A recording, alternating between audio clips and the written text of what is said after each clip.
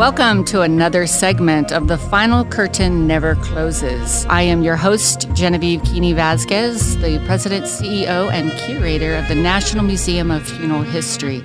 Today, I have some very special guests with me as I just finished wrapping up the completion and design of the Shroud of Turin, the most famous burial of all time. You may have been hearing about it just recently. And so with that, I was able to get two special guests to join me and tell us more about the research they did on the shroud. So today I am joined by Rudy Dichtl and Barrie Schwortz. Both of them are members of the STURP team, the Shroud of Turin Research Project, that was conceived in 1976. They were given permission by a previous owner of the shroud, King Umberto II, the Duke of Savoy, to conduct 120 hours of comprehensive hands-on testing, but they could not damage the fabric in any way. What a challenge I bet that gave both of them. So we're going to learn more about how that testing took hold. What did they have to do to prepare? And I think really what did they take away from it? What was their experience when they were standing there in front of the Holy Shroud? I mean, I can't even imagine. I saw our certified copy and I was blown away by a certified copy. I can only imagine the energy and the impact that Holy Shroud had upon them. So let me tell you a little bit about Rudy. Rudy, he's an electrical engineer, a physicist, and a scientist. He served in the U.S. Air Force as a staff scientist for 20 years and retired as a lieutenant colonel. I have to say I am very, very honored to be sitting in a room of veterans. I myself am an Army veteran, so we here have the U.S. Air Force being represented, the Army, and the Navy. So it just goes to show, join the military, you never know what'll lead you, right? In 1978, he was selected to be one of the formative members of the Shroud of Turin Research Project team known as STURP. He and his late wife, Joan, joined in the advanced planning and preparation for the testing and traveled to Turin to participate in the hands-on study of the shroud. So now I'd like to introduce to you Barrie Schwortz, again, another one of the team members there in Turin to study this amazing Holy Shroud. Barrie Schwortz began his professional photographic career upon graduating from Brooks Institute of Photography in 1971. He operated an award-winning commercial photographic studio specializing in product, food, advertising, technical and editorial illustration for 15 years, and founded his first video production company, Educational Video Inc., in May of 1978 with food and advertising. Wow, what an amazing array of experience in photographing so many different things. Now I can see why not the Holy Shroud, right? Well, there's a little more behind the scenes than that. What if I were to stick in here that atomic bombs had something to do with it? Ooh, now you really have my interest. Oh, can I just forego all this technical introduction and get right into the amazing stuff? Was that Los Alamos? Yes. Basically what happened was this. I operated the commercial studio in Santa Barbara, and there was a local company that was a contractor to Los Alamos. And their imaging specialist, a man named Don Devan, happened to be in the room when they put the shroud image into the VP8 image analyzer. And when they decided, let's see if we can get a team put together, Don Devan had called me to ask me if I'd be involved with that. But prior to that, Don had contracted me as a subcontractor to work on a project for Los Alamos that had to do with extracting new data from old unclassified motion pictures of above-ground atomic explosions, and they were able to get new data from the mushroom clouds because they had a wonderful couple of Cray computers that were able to do this processing. So for 7 months, I worked on a rather classified project that had to do with atomic bombs and extracting new data from that. So about several weeks later, they had done the VP8 image analyzer image of the shroud, and when they decided to put together a team of people, photography was going to play a great role in all that. And that's when Don Devan called me, and he said, And I'm, when you're self-employed and the phone rings, you're always hoping, well, that's the next job, right? So when he called me a second time, I thought, something else for Los Alamos. And he said, well, not exactly. He says, what do you know about the Shroud of Turin? And I laughed. And I said, but Don, I'm Jewish. Interesting enough, because I got asked that same question. And Don laughed, and he said, so am I. Remember, he was one of the other Jewish guys on the team. So I was invited onto the Shroud Project by a Jewish man. I'm sitting here introducing these gentlemen and trying to give you their astute, professional, educational background. And again, we were talking about food and advertising. And when Barrie took over the conversation and started talking about this atomic bomb, this entire time I've been listening to him, my mouth has been wide open. My jaw is just to the floor. I'm like, how do we go from product and food and advertising to atomic bombs? That just goes to show how amazing this project you guys were working on. I mean, talk about just kind of catapulting you into another stratosphere. Well, I think it also may point to the value of the education that Brooks Institute of Photography. Most of the industrial photographers in the United States were graduates of Brooks Institute of Photography. And so they gave us such a powerful technical background that, sure, I could apply that to product or food illustration, which is a specialty in its own right. But the technical skills that I had allowed me to do a diverse range of projects, including the atomic bomb project and ultimately the Shroud. Wow. What a resume. Wow. Amazing. I don't know. Rudy, do you think that we can up that? No, not at all. I don't think we can, but oh my gosh. So you had made mention just a moment ago about somebody had asked you if you knew anything about the Shroud of Turin. So one of my questions for both of you, and I would feel free to answer whoever's ready with the answer on the cuff. When did you first remember hearing about the Shroud of Turin?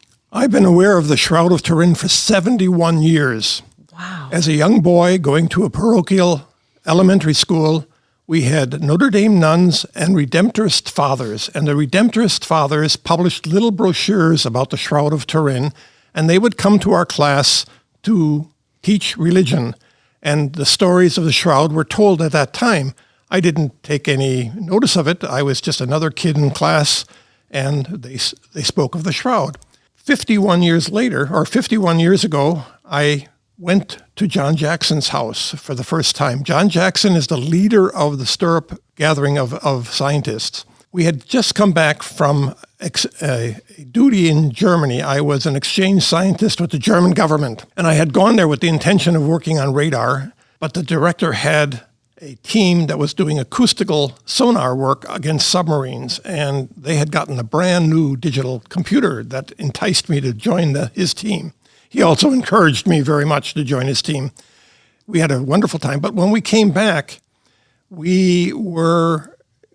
wife and I said we were going to join the chapel at Albuquerque, New Mexico, and we would participate. And the very first thing we participated in was a prayer meeting at John Jackson's house.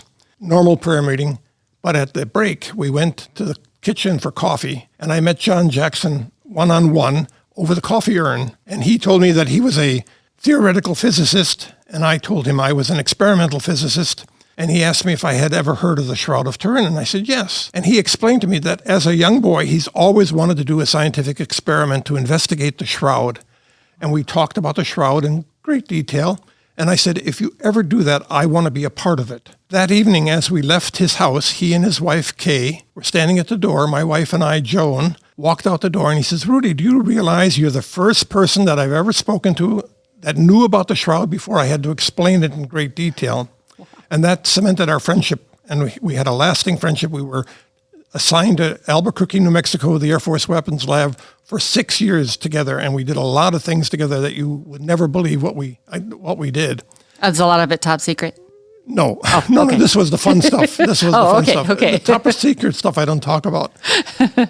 Anyway, there were two of us, and when the VP-8 became known to us down at Sandia Laboratories, it was Eric Jumper and John Jackson that immediately went to Sandia Laboratories to investigate the VP-8 device. I did not go along with them, But their enthusiasm and their excitement rubbed off on me very quickly. And with that, they were motivated to start the idea of a scientific investigation. In 1977, a year before we went, we had an international conference in the Ramada Inn in Albuquerque, New Mexico, and I was kind of the host. John had set it up, but I was the host, greeting all the people and sitting everyone down at the table and so on. But that's how we got started. 77 was the big event, and of those people, that 100 people came. Of those, 36 signed on the dotted line that they wanted to be a part of the Shroud of Turin research project. Wow, that's pretty impressive. You said two things that kind of stuck out to me in your conversation. One is you've known of the Shroud for 71 years. So that means if I have my recollection of the research I've done in the process of curating this exhibit, you've actually seen the ownership of the Shroud change, perhaps? No, I didn't know what the ownership was of the Shroud. I assumed it belonged to the Catholic Church. But I believe... As a 12-year-old, that was far enough. Yeah. Yes. But looking back on it, and I may be wrong. Well, the ownership... It was King Umberto first second, who owned it. yes. So in 71 years, it's had two owners, correct? I believe? Well, you're talking about the Pope getting it now in the Vatican. Yes. So that was very recent. 85, Yes, 1985. yeah, in 85. So right. you actually didn't even realize it, but you seen ownership. That's You right. lived while ownership changed changed of the Shroud, which I think is very interesting. There's another interesting thing that involves the Pope. The 5 days that we were in Turin, Pope John Paul II, Yes. The first had died the day day before we left. got there, yeah. Wow. And we were without a Pope until we left, and then the new Pope was brought on board. It was several days after we finished our examination and just before we were to come back to the States. I think it was the 16th or 17th that John Paul II was elected. Right. But I've said this in many of my lectures when I tell people there was no Pope when we examined the Shroud. Which people... The scientists ruled. Wow. The scientists ruled. And it turns out that the Pope who had died had only been in office for 33 days, and he was referred to as a smiling Pope. And he died, and it was a tragic thing. And then we got a Pope back in office again after we left. So and it is a reasonably common error that people make that when I'm talking about the Shroud, they go, isn't it nice that the Catholic Church gave you permission to examine it? And I said, but the Catholic Church didn't give us permission. Yeah. Frankly, no offense to anyone, I doubt that they would have. Yeah. In fact, the second proposal, the Catholic Church kind of bombed it. It went through all of the hierarchy, finally made it to the Pope and the central... the International Center for the Study of the Shroud in Turin, but it was actually the Pontifical Scientific Academy that convinced Pope John Paul II not to let us do it again in case we might be harmful to the Shroud, when in fact, when we examined it the first time, they had thumbtacked it to a sheet of wood, and we had built a steel table so we could fasten the cloth to it with magnets that were all coated in Teflon so we wouldn't cause any harm to the cloth. And so we had to pull all the thumbtacks out, and every place there was a thumbtack, there was a little circle of rust and a little hole in the middle that had to be cleaned up. So the fact that they were concerned about us harming it really makes me laugh. Yeah, and actually we show in the exhibit how you guys protected the Shroud when studying it through the layers with the mylar and the Shroud and then the magnet that and you've you got were one of the Yes. magnets, absolutely. We have one of those magnets on display for people to see what you're talking about. Right. Yeah, and I think that I'm kind of taken back that they didn't allow you guys to come back, because to me, you guys have proven already once before that you were not causing any harm. Well, from my point of view, it was kind of sad when they said no, because for those in the know, we submitted our proposal first to King Umberto. He passed it on to Cardinal Ratzinger, who became Pope Benedict. But Cardinal Ratzinger at the time probably is the most knowledgeable pope about the Shroud, because he reviewed everything. Mm-hmm. He thought it was wonderful, and he sent it on to Pope John Paul II. But it was then that the Pontifical Scientific Academy stepped in and said, you can't let the Americans touch it, they'll damage it. I have to tell you a small story related to that. While we were there examining the Shroud, we had already had possession, I guess, a whole day. Max Fry, the man who did the pollen study, who had done it 2 years before our... 73, I think. 73, 5 years before. Yeah. He came and asked for an opportunity to do some more sampling of the Shroud. He pulled out a plastic tape dispenser like you buy in a local grocery store. And he immediately put the tape on the shroud where he wanted to take a sample, and he rubbed it over with his thumb. And we all jumped back, because that process not only pulls off pollen, but it pulls off fiber, it pulled off anything else that was on there. And we thought, oh gosh, they're going to throw us out because of that action. But they knew him from before, and so they anticipated what he was going to do, and we survived. Oh. But that was kind of interesting. Well, we were so careful that little operation that he did disturbed us. Well, Yeah. it put a great strain on the shroud, and you'll see in the photographs I have of Max doing this. And he actually went up to the face, which is the most iconic part of the image on the shroud, and he was about to put his sticky tape, his dime store tape, onto the face when John Jackson ran up and grabbed him and physically pulled him away. And then they went head to head, and it looked like they were ready to come to blows. And Professor Luigi Ganella, who was the scientific advisor to the Archbishop of Turin, sort of stepped in as referee. And there's a well-known photograph I made of the three of them nose to nose with poor Professor Ganella acting as referee. And it was decided no one would put any tape on the face. The three of them, is that in one of your photographs? Yes, it for is. tomorrow? Very good. I'm looking forward to seeing I that think again. I included it. I think I So, we're talking about tomorrow, and tomorrow will have already come when people are listening to this, and we are very well aware of that. So I just wanted to let listeners know that the tomorrow they're referring to is that we actually are having what we call an evening with the experts, you two, plus Ken Ken Stevenson. Ken Stevenson will also be joining, and that was kind of a surprise, yes? Right. Ken was Yeah. one of the non-technical members of the team. He basically was a professor of English, I believe, at the Air Force Academy.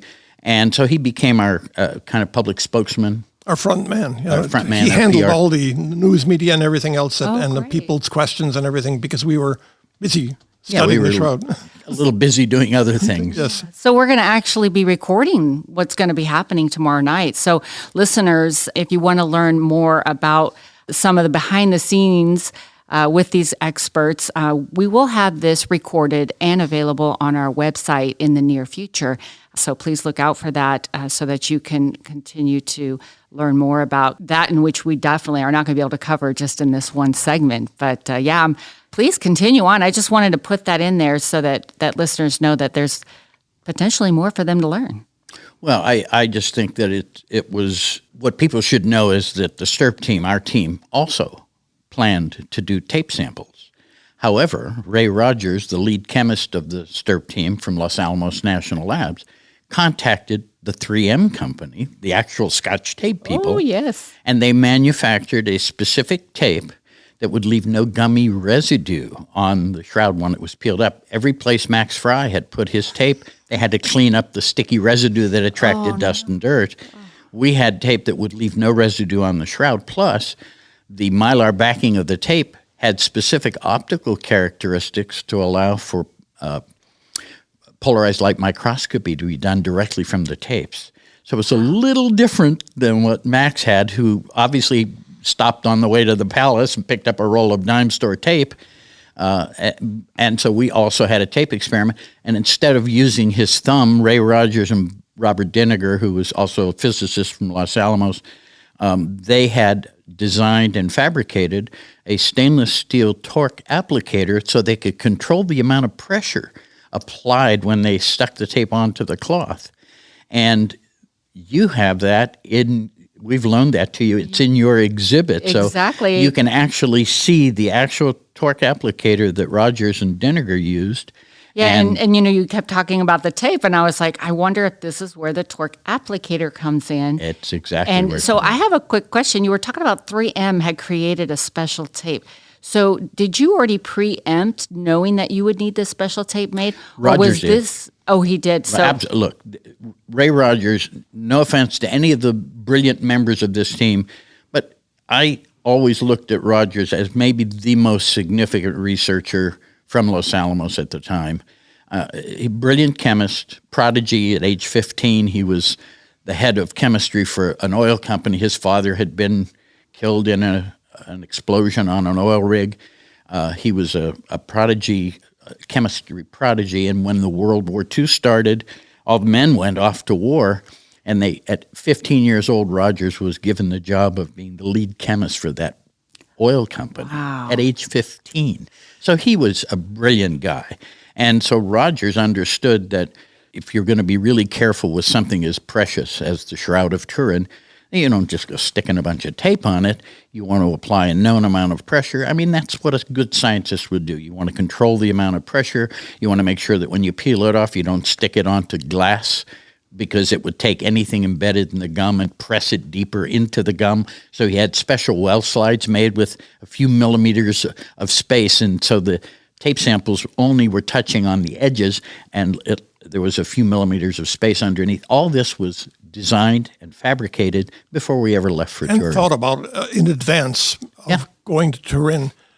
It just kind of goes to show how shocked we were when Max Fry did that. Everybody jumped back, and we thought that was the end of our investigation. Right. And so this all happened on day one. Just on day one. Yeah. Obviously, there was 120 hours designated, but the first 12 hours were dedicated to the Italian group. And which makes sense. I mean, look, I think to this day there's some resentment of the fact that the International Center for the Study of the Shroud in Turin, who had been studying it for decades longer than we had, they'd never been given permission, and that was their baby, and they were the custodians of it. All of a sudden, a bunch of American scientists from big-name laboratories are given permission. So there was a certain resentment that I understood. Mm-hmm. Unfortunately, to this day, there's a few of them left over, the old-timers, that still have that resentment against our team. Wow. And, it's sad, but, people. I wouldn't go so far as calling it resentment, but a negative opinion of the Americans. Yeah. Well, I've met a couple of them personally. I would call it resentment. Unfortunately, it's how the cookie crumbled, right? It is. Yes. It is what it is. And the fact that people were so concerned about the care that we had taken. Look, we spent 17 or so months prior to ever leaving to design, to develop, to fabricate the things necessary, including a huge steel table. And one of the concerns about that table was they couldn't make it stainless steel because stainless steel is apparently treated with some chemical that could potentially be harmful to the shroud. So it was just plain steel. The problem is once it was unpacked after traveling across the Atlantic Ocean, there was a powdery white substance oxidation on the surface. And because we had two guys from NASA's Jet Propulsion Lab, they were smart enough to bring several rolls of gold foil mylar, the same stuff you've seen in the cargo bay of the space shuttle, on satellites. And they brought with it, because our table had removable panels. To do x-rays, you can't have steel there. So the panels had to be removed, and by bringing this gold foil mylar, we had to cover those panels so that when we put the shroud onto the table with magnets, that it would leave no residue on the back of the shroud. So all of this was anticipated. These guys were so brilliant that, here I am, a guy with a Bachelor of Arts degree on this team with a bunch of mostly PhDs. And I'll tell you what, as much as I'm a public spokesman these days for the Shroud, I never opened my mouth once when I was on that team. I just was overwhelmed by the quality of the scientists. And I'd worked with engineers and scientists throughout my career. These were the most empirical scientists I've ever worked with. You're sitting here and you're talking about these items that we have in the exhibit. It's the torque applicator, the mylar, and the magnet. As I'm sitting here, I'm realizing we actually have first-class relics. Technically, yeah. Yes. Well, actually, the shroud would be the first-class relic. So they'd be second-class, wouldn't they? Second class, you're right. Yes, thank you for clarifying. So yes, it needs a Jewish guy to correct you on that. Because Jesus, yes, of course. Thank you. So Jesus is the relic himself, or the man of the shroud is the relic himself, the shroud being the first class, and these items being the second class. It makes the items more precious to me. Very much so, and I can only speak for myself. I didn't have any emotional attachment to this object. I was raised in an Orthodox home. I knew about Jesus. My neighborhood was half Italian and half Jewish, so, Catholics and Jews side by side intermingled. We were taught to respect the priest and the nun the way we would the rabbi. But But, I didn't have any emotional attachment to Jesus. I knew he was one of our boys. That was about all I knew. And so, from that point of view, maybe that was one of my advantages of being on this team, because over the years, I've somewhat become a spokesman for the science that our team performed. And, the skeptics always like to accuse us of being a bunch of religious fanatics. Never mind that 3 of the guys on the team were Jewish just to begin with. But one of the things they can't accuse me of is having a Christian bias. I've never had one. Yeah. And so it makes me a pretty good spokesman, and the skeptics don't want to talk to me anymore, because their biggest piece of ammunition when it comes to the peer-reviewed science in highly regarded scientific journals, when it comes to that, they're not wise enough to be able to address that, so they wave their hand and dismiss it as, and I'm quoting one of the skeptics, the rantings of believers. And I'm offended by that, because look, there may have been people who were deep in their faith on that team. What our religious affiliation was never a criteria for membership. And if it had been, I would bet more than half those guys wouldn't have participated. In fact, we had a very good mixture of denominations. I used to list them all, but I can't remember them now. But Methodists and Presbyterians and Catholics and Jewish and on and on. Vern Miller was a Mormon. A Mormon, yes. Ken Stevenson, very evangelical Christian. So there were people of faith on the team. And I mean, I'm a person of faith, but not a Christian person of faith. So I think that my role in all this, I always believed that the photographs I made in 1978, that was the bait on the hook.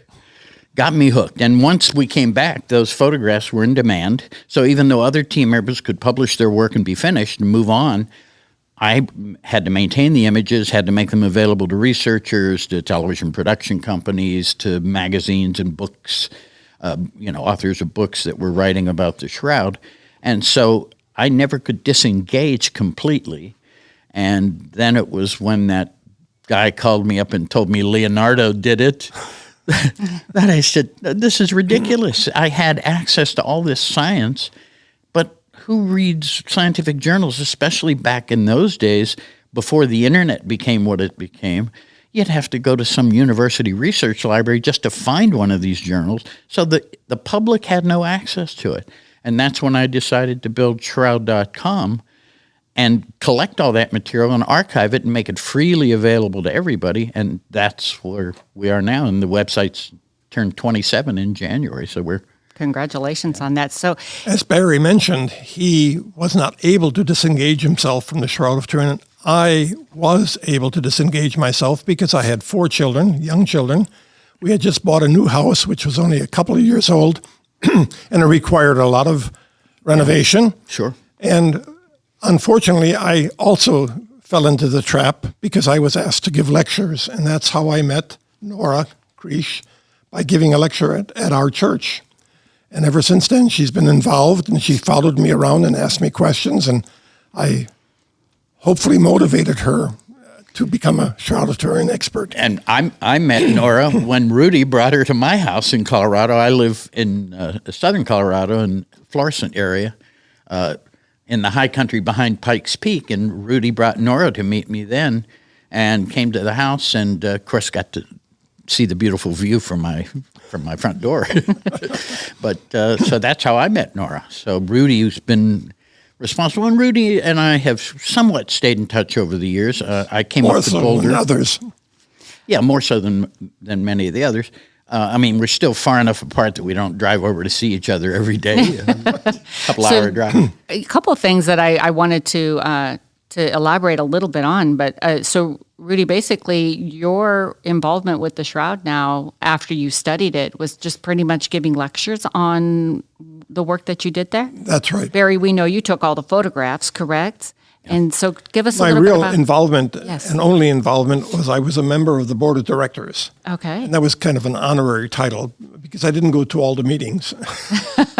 But I kept in touch with John Jackson and Eric Jumper, and our wives were good friends. We were all in the Air Force. We were all friendly to each other, and so we maintained a relationship that way. Eric Jumper kind of burned out after giving lots of lectures himself, and so he decided that he would have nothing to do with the Shroud. But I called him just a few days ago, and I discovered that he is still giving some presentations, although they are rather few, but he is still doing it and still involved. All three of our first wives have either passed or have been left behind, and all three of us have remarried now to a second woman, and we are living a very pleasant life, even though we're growing old. And you're coming back and talking about the Shroud. Yes. Yes. And All good I things. was very happy to hear that Eric was giving at least an occasional lecture on the Shroud, and the reason I know that is he contacted me and said, well, I need some photos. I said, well, I think I can help you out there. And so I made a bunch of photos available to him, and so that was my first contact with Eric in many, many years, because he had disengaged. And look, he was adamantly disengaged for a while. Yeah. And there were some personal reasons that we don't need to go into, but he also teaches at Notre Dame in Indiana. And he's also working under government contract on some projects that are classified. And being involved with something as controversial as the Shroud could impact his grants and, the people that Very work for him understandable. that are dependent on those grants for their livelihood. So I can understand why he needs to be very cautious about not, getting too deeply involved with something, because it's still very controversial. And, I've had people yell at me, I haven't published the religious affiliations of all the team members. And my answer is, well, I had to know them first, and I don't know them. So what am I going to publish? But it's just the skeptics use that as an excuse to ignore the science. I mean, either you address the science directly, and it means you have to have some knowledge to do that, or you ignore the science and poo-poo it as though the rantings of believers. And that's a literal quote from one of the skeptics. So, and the science is very self-sufficient and self-standing. It's true what we discovered. It's a basis for giving some credibility to the cloth as potentially being the burial cloth. That's right. But we have never, ever concluded that it is, and we don't think it can be. Likewise, the blood has never been typed on the Shroud, although there is a number of websites that indicate that it's the same blood type that was found on the Siderium of Ovidio. It's not, and we can't say that. And the best we can say, it's mammalian blood. yeah, Al Adler, who was the blood chemist on our team, and one of the other Jewish guys on the team, actually, he was being very careful in his analysis of the blood. And but type AB came from somewhere, and it's been permeated around the internet. Now, we have someone now, Adler, of course, passed away quite a number of years ago. We have a new blood expert who's also on STERA's board of directors, Kelly Kearse. Kelly said that whatever data that we have from back then was probably correct, but we now have technology that's so much more advanced 45 years later that we could then definitively say if it was type Much better AB, job, yes. if we could have access to those samples or to the Shroud again. That's really important. The samples that we took of the blood had no cells, no red blood cells in it, and it makes it very difficult to type. The quantity was microscopic, and we did a very good job on the little that we had, and therefore, like I said, mammalian blood is the only thing that we can say conclusively about the blood. Interesting. So here, we're talking about the scientific study of the Shroud, and then there's this whole religious belief of what the Shroud is. And I always find that this whole conversation to me is really truly showing that, science and religion, although we try to keep them apart and divide them, they really intertwine together. Even in my profession as a funeral director, the one place that I have to say that science and religion merge together is at time of death. Yes. I did a TED Talk in the Vatican, which was really a unique experience for me. And one of the things I said in that talk, which was about science and religion, I said that science is simply man's attempt to understand God's creation. Oh, very well said. I And like that. that's the line that gets quoted the most out of what I said. And that's the way I see it, is that, I don't see a conflict between the two. And I certainly didn't see that on our team. I mean, we were able to keep the science compartmentalized and do the science. And I'm sure that there were men of faith on that team that had a far more emotional experience than perhaps I did. And I understand that. I mean, that goes without saying. I think that, we all live we all live in a very diverse world, and everyone has their own beliefs. Everyone has their own understanding. Everyone has been, influenced or gained their knowledge in so many different ways that it allows us. Some people are able to stand on their own and stand in their own beliefs or what they understand or what they've learned to understand. But I think where we come to such a disagreement or misunderstanding is not being able to see another person's way of viewing something. And I think if we could just appreciate and respect that I believe it to be, and you are learning this, you're studying coming from the scientific aspect of it, right? But if I want to come from a religious aspect, we agree to disagree. Well, I have often told people, when they ask me questions about the shroud or its image, I say, well, look, there's really two answers I can give you. I can give you the scientific answer. Science is obligated to stay within the measurable and observable.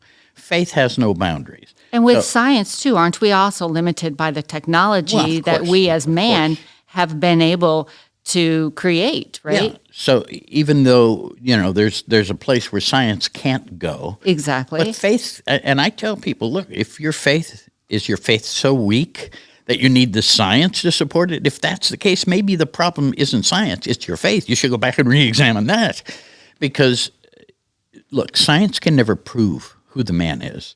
There's not one description of Jesus anywhere in any of the Old, New Testament. And that means he did not look so dramatically different that they felt it was important to note his appearance, because there is no description of him. And so we can never prove who it is. I mean, people say, well, can't you do DNA? I said, well, do you happen to have a full profile of Jesus of Nazareth's DNA? Because if you don't, then there's no way we can reason prove to do it. Yeah, exactly. You can't compare it to you have anything. comparatives. So you need to have something as a basis. So I say, ultimately, when it comes to the shroud, science can tell us some things.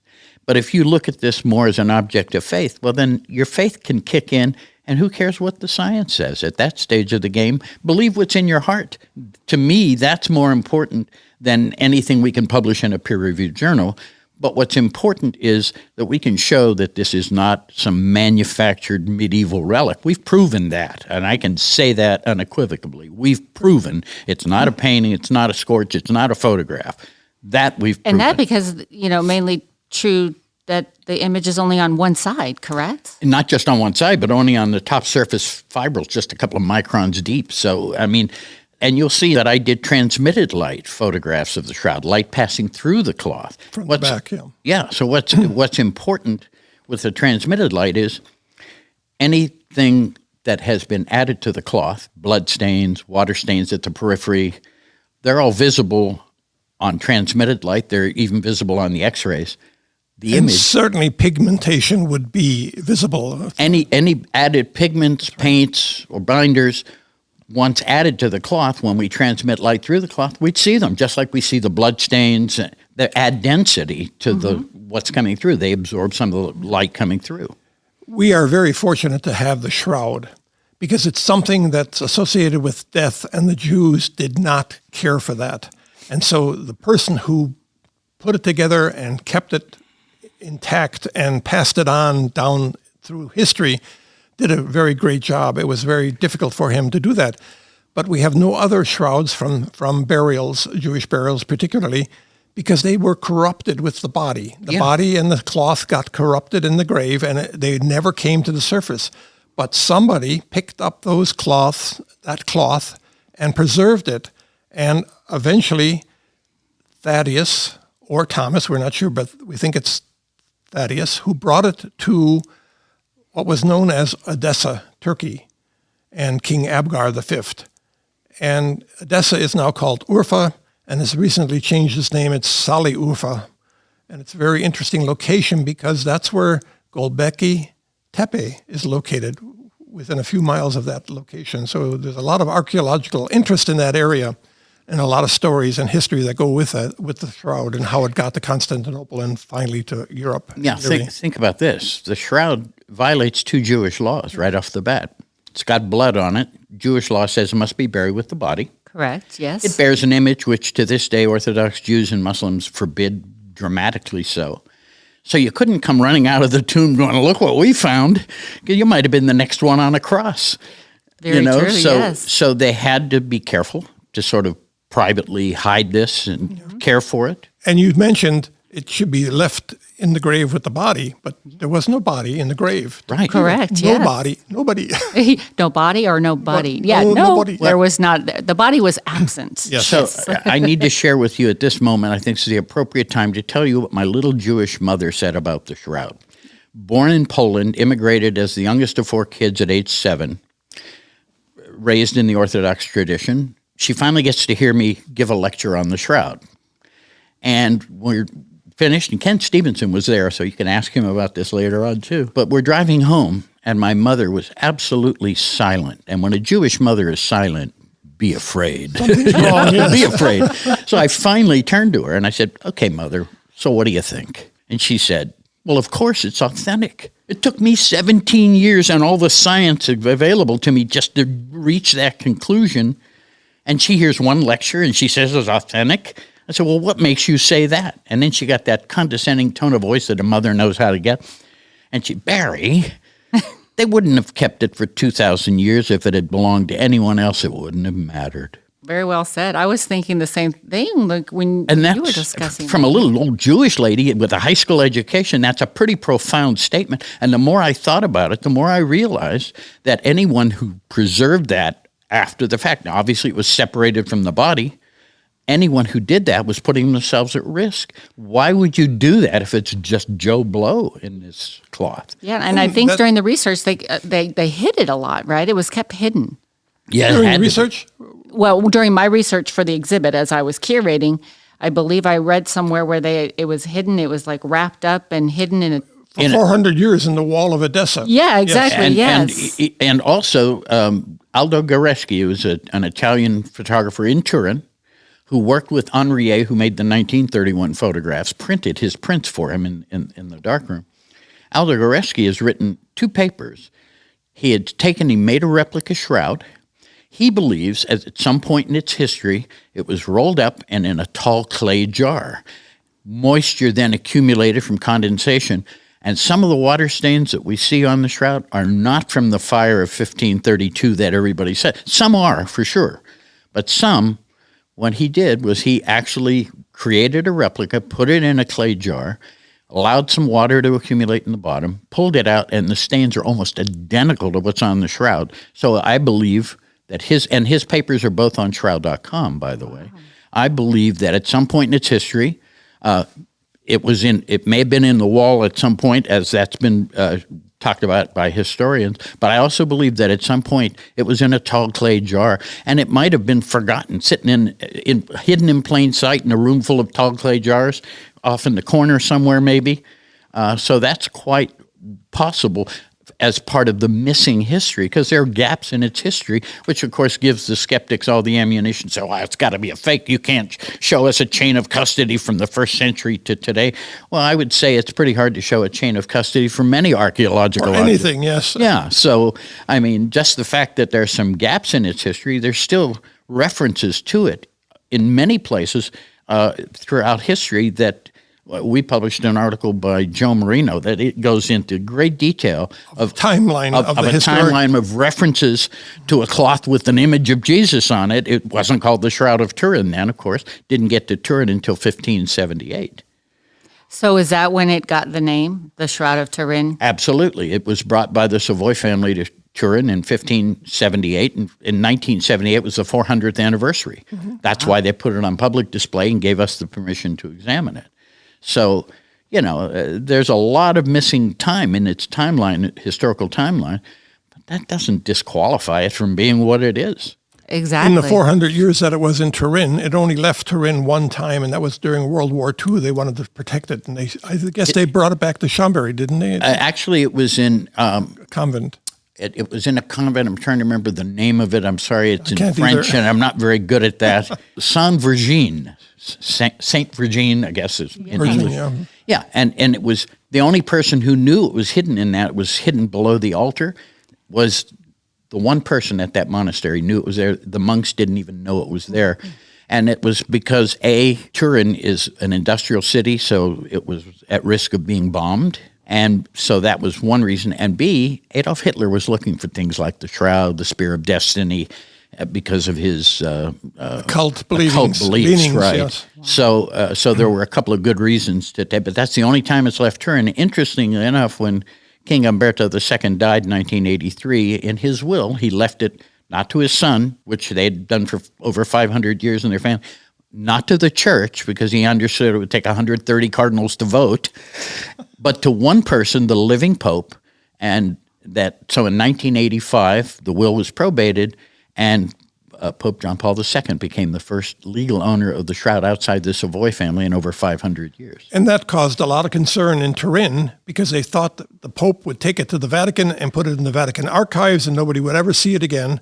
And it is a significant tourist attraction, and Turin really wanted to keep it. And King Umberto, understanding, because Turin was their seat of power, almost made the capital of Italy at one point in history. Right. He made one stipulation: can never leave Turin. Oh, he did that. I didn't realize that. It was King Umberto, when he handed it over in his will, the one stipulation was it can never leave Turin. I thought John Paul II was the one who was gracious enough to leave it in Turin. Well, only at the wishes of the king who was the owner. So that's where that kind of ties it all together. Mm-hmm. So now we can sit here today and say that the Shroud of Turin will forever be in Turin. Yes, we hope that's so. That's correct. Yeah, we hope so. Yeah, wow, that's amazing. Keep calling it the Shroud of Turin. And look, it takes them a full year to prepare for one of these public exhibitions. They train about 4,000 volunteers. And here at the museum, I know you've done that, where you have some training that you have to train them. They do such a marvelous job. People in wheelchairs, there's special access for them.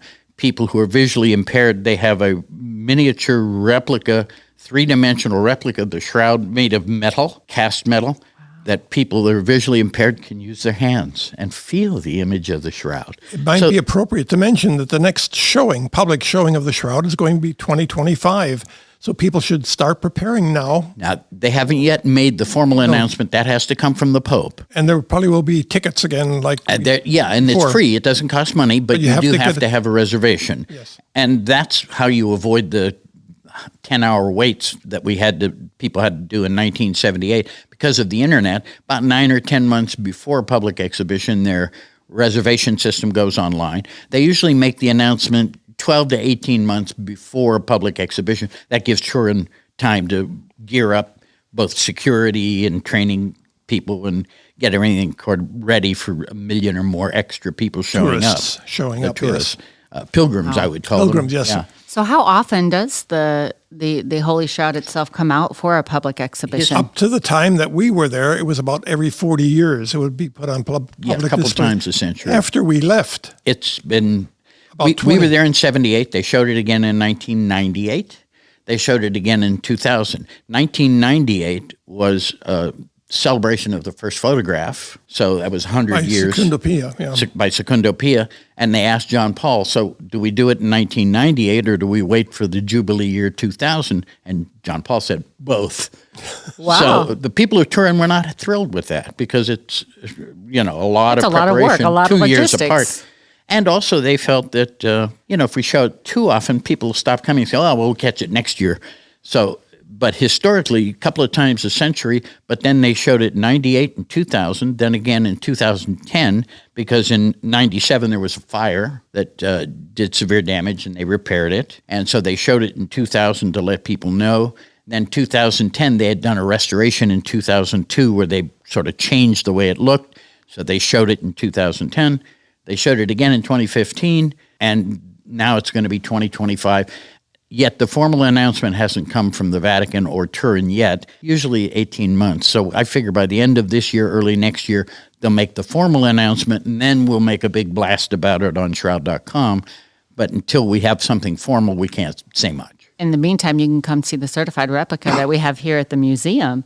And let's talk about that certified replica just a little bit. We're talking about the showing of the shroud and when it actually comes out. Because there's so much preservation that goes into the shroud and limiting its exposure, People may or may not be aware that during COVID in 2020, because April, it was very effective worldwide. It canceled all the Easter masses worldwide, that they made a decision to allow the shroud to come out for a holy mass that was televised around the entire world. On the internet. As a sign of hope to the people that we were all suffering from this pandemic.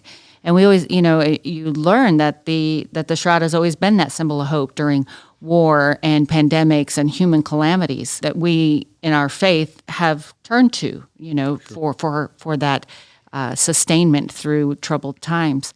But interesting enough, we have learned with our certified copy that during COVID, while we were all hibernating and trying to stay well, they decided to bring some flaxseed out of the vault and plant that in a field in Bergamo, Italy, and grew this flaxseed from a very, very original strain and cultivated it and harvested it and wove it into this fine linen on first century techniques to be as close as possible to the actual shroud.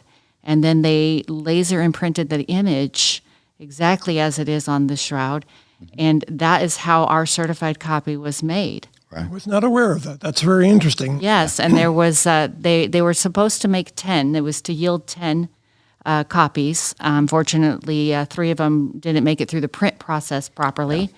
So 7 were actually printed, and we were blessed to have 1 of the 7. Yeah, it's not easy to print those, by the way, because we make a life-size replica that we print with archival dyes on it with an inkjet printer, which is different than a laser. A laser is a lot more complicated. So the ones that we make are absolutely the way the shroud looked in 1978 when I photographed it, but not on the same material. The material we chose for the replicas we make was to allow for the details in my original photography to be transferred, because we were using a different process. We were not using a laser.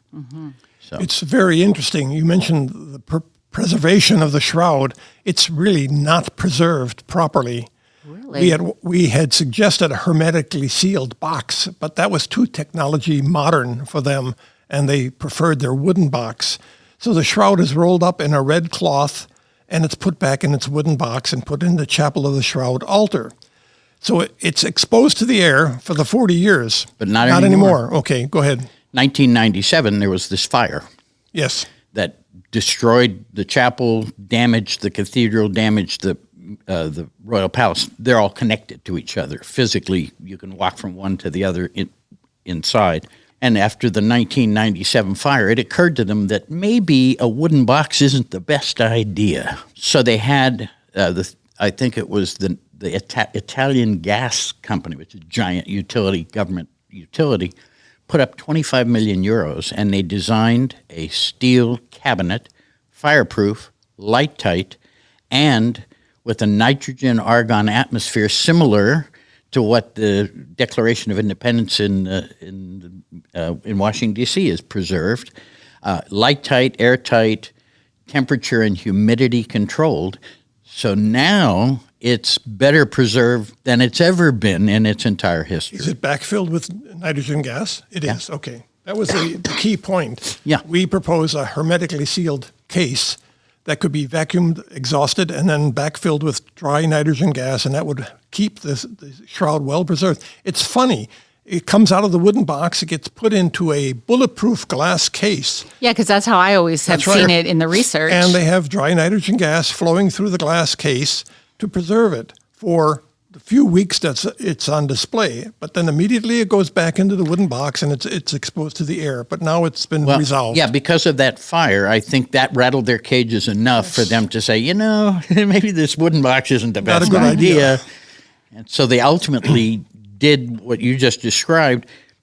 Even though when it was on public display, they would do it that way. Now it's permanently stored, and it's no longer rolled up the way they used to roll it up on a dowel. That's how all the creases got into it. They don't do that anymore. It's kept flat. It's in that case. It's fireproof. It's waterproof. It's dustproof, and it's temperature and humidity controlled. So you're saying that case is 14 feet long? 4 A little feet bigger wide, than that, so, actually. Yeah. 14, 15 feet long. Yeah. Oh, very good. My brain cells are on fire in my head because I am learning so much stuff. I've never been so excited to learn.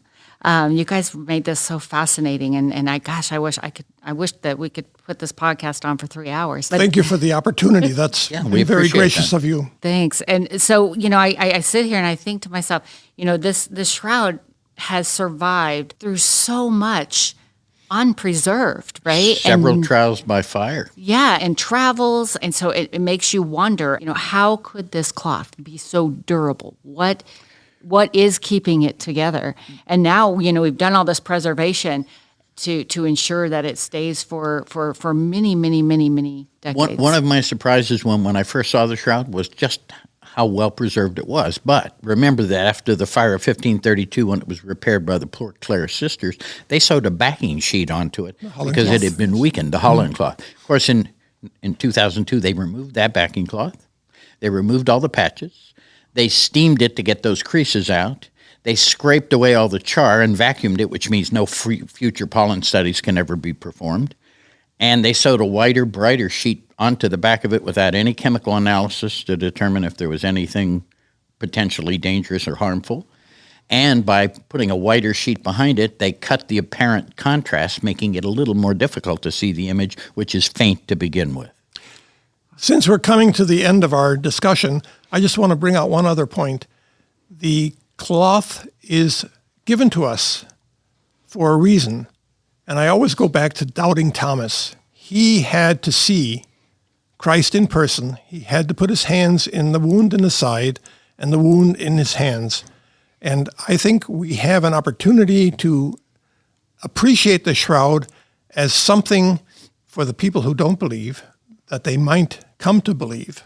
Very well said, yes. We've discussed from religion to science to understanding that the shroud is a burial cloth of a man many know as Jesus, but we'll leave you with that conclusion for yourself.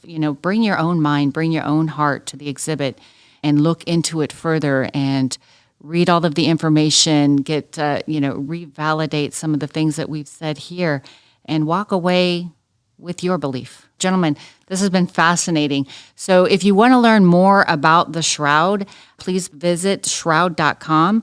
Or you can visit the museum's website at www.nmfh.org. And if you want to learn more about Barrie and Rudy and what the things that they do, more information can be found on them on our website as well. Thank you again for joining us on The Final Curtain Never Closes. Well, thank you very much. Thank you for having us, and our pleasure. And I hope that you will share this episode and our future episodes with family and friends. We look forward to any feedback you have to offer by giving us a review on Apple or Spotify. And we hope that you will join us for a virtual tour at www.nmfh.org. And always remember, any day above ground is a good one.